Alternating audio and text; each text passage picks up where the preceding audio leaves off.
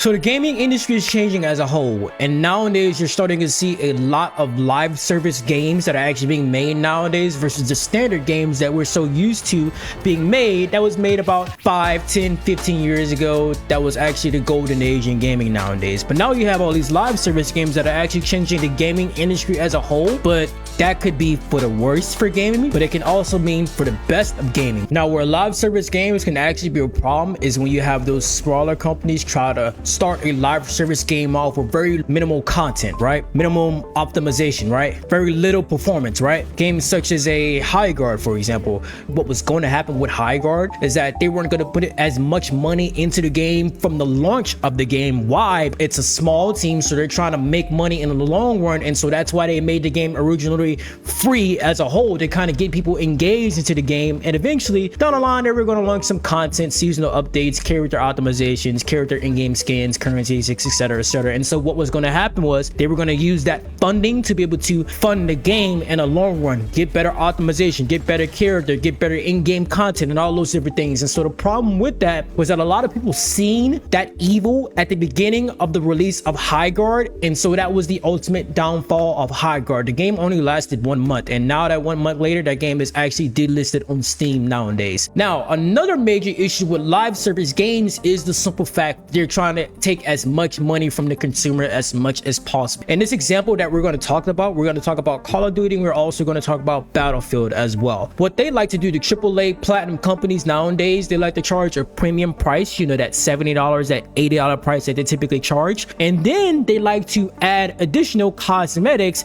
and in-game content on top of you playing that 70, that 80, that $90 value of the original game. So that goal of live service games for most companies, major companies I should say, is just to extract most of the consumer's money as much as possible. I feel like that's a bad way to kind of run a game as a whole. Why? Because at that point you're just in it for the money instead of in it for an actual great game in the long run.